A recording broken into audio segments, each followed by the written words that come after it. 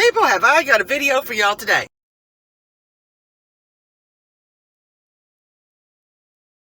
As we speak, hubby and I are driving 2 hours to Moore, Oklahoma to attend Elizabeth Warren, aka Pocahontas, Town Hall. So today, I'm going to take y'all on the journey with me.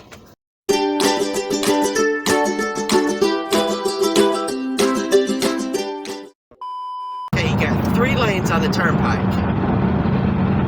People's driving slow in the fast lane. Shit just makes me crazy. I wonder if West Tulsa's always been kind of ratty looking, or if it's just kind of fallen by the wayside. One day I was doing a video, said a little flashing mic. I did the whole damn video, then I realized that it was on mute. Speed limit's 80? No, it's 75.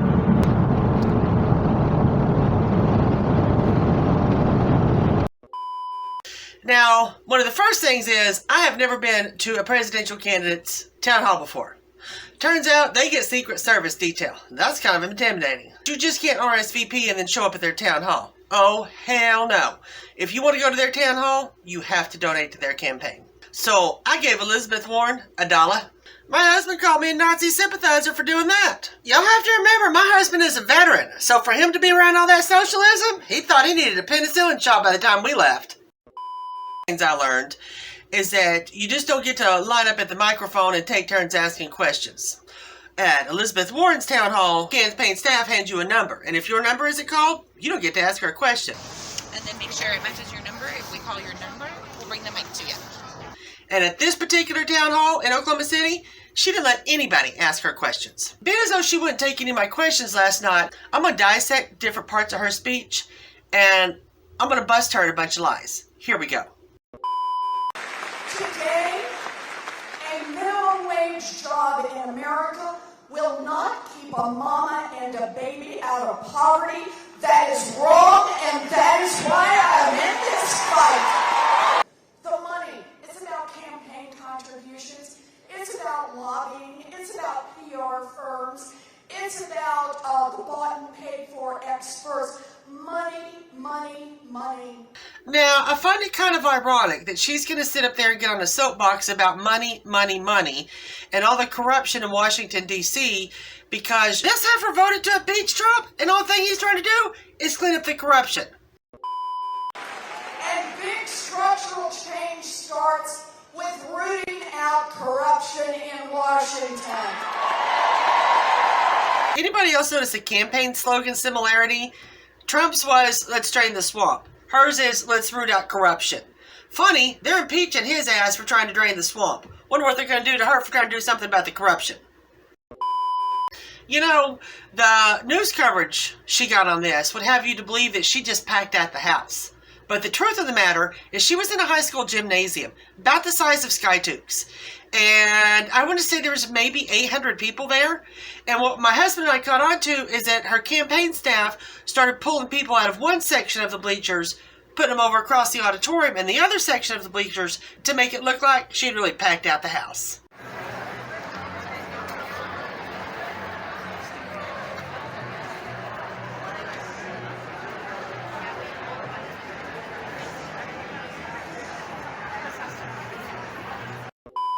And the third thing I learned is that Elizabeth Warren, her campaign staff, and her supporters are some of the most bigoted people I've ever been around in my whole life. This group of people is outraged every time Trump sends a tweet out. They think it's nothing but bolstering white supremacy and hate-filled. They're outraged every time Trump does a speech because they say it bolsters white supremacy. And yet, at Elizabeth Warren's town hall, she was selling merchandise that was nothing but raging hate against Trump. No, you gave me 5. I'm telling. No, you gave me the $10. Yeah. Right, so you give her that. Okay. Now that's what. So now we're even. Okay, I didn't. Yeah. Okay. My husband and I sat in the bleachers amongst all her supporters. All these different conversations going on around us. The only thing these people cared to talk about is how much they hate Trump and his supporters. She really likes to tell this story about how she was born and raised right here in Oklahoma. And therefore, she's down with the salt of the earth type of people. I was born and raised in Oklahoma. The state of Oklahoma has the most federally recognized tribes this side of the Mississippi. So when she started coming up with this bullshit story that Pawpaw didn't like Mama because Mama was Indian, every Okie in the joint knew she was full of shit. Elizabeth Warren had been a member of any tribe. We know that tribal chief would have showered her with achievement awards and accolades. Ain't nobody around here claimed her. She likes to tell this story about when she was pregnant with her first child in the early 70s, that at the end of that school year, she did not get invited back to teach. She wants you to think that she personally suffered through that white male patriarchal privilege in the 70s. But the truth is, she was going back to school to get her credentials to teach special ed, and she's the one that decided that wasn't the career that she wanted. She's the one that decided she wanted to do a career change. She's the one that decided to leave education. But now that she's on a campaign run, she's got to rewrite her history so she can be a victim of something. I'm also going to include some video tips for an interview she did in 2007. Y'all can see for yourself, she full of shit. At the end of the first year, I was visibly pregnant. And the principal did what principals did in those days. Wished me luck and hired someone else for the job.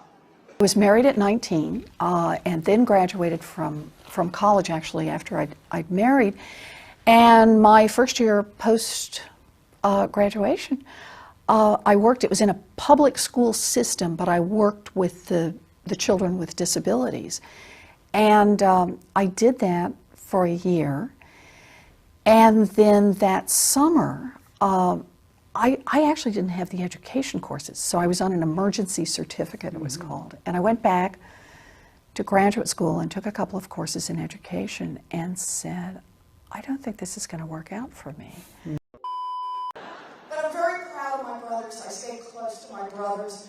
Like I said, when we were growing up, Daddy had a lot of different jobs, but by the time I was in middle school, all three of the boys were gone. And so it was just my mom and my daddy and me. And that's when Daddy had a heart attack. But the part that she really likes to glaze over is that her dad worked here and there and everywhere. Her dad had multiple jobs. Her dad never made a career out of anything. By the end of the bed is my mother in her slip and her stocking feet. And she's pacing. And she's saying, we will not lose his house. We will not lose this house. We will not lose this house. She was 50 years old. She had never worked outside the home. Her mother decided not to work out the home. It's only when her dad had his heart attack and they had landed on Skid Row that her mother got her ass out and got a job. So the part that she leaves out is that her family's poverty is at the hands of her own parents. That 2 cents also lets us put $50 billion into our historically black colleges and universities. She must not have got the memo that Trump's already done that. Okay, and let's do a little more structural change. It is time for a wealth tax in America. You know, the company that I work for is owned by a very wealthy man. He has locations all over the United States and Canada. And it's through his wealth that I have a job. It's through his wealth that he pays me a very good salary. And he also provides me with some kick-ass benefits. I wonder what I'm going to do if they tax this man out of existence. Where would they like for me to work then? I'm saying for these huge estates, the top 1/10 1%, that your tax shouldn't just be your real estate, it should also be your stock portfolio, the diamonds that are in brand yacht.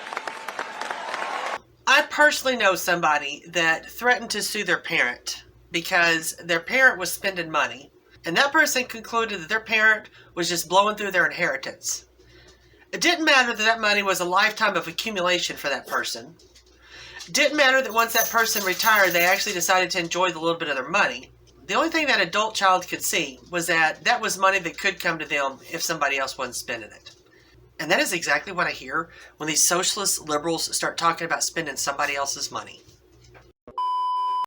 So there I am. I'm at home. By this time we're living in New Jersey. Moving around. So we're living in New Jersey. I'm at home. I got a little baby. Can't get a job. I gotta do something. I mean, I just gotta do something. So I will go to law school. And for people of color, even rockier and even steeper. Works great for giant oil companies that want to drill everywhere, but not for the rest of us who see climate change bearing down upon us. Well, folks, I guess I'll wrap my video up by saying this. After attending Elizabeth Warren's town hall meeting, she's not interested in all Americans. Her passion is liberal Americans. And if you believe in conservatism, if you practice conservatism, if you live a conservative lifestyle, she really ain't got nothing for you. She's all about somebody being a victim, and she's always about riding in that white horse so she can save somebody from themselves. She's not a candidate for me.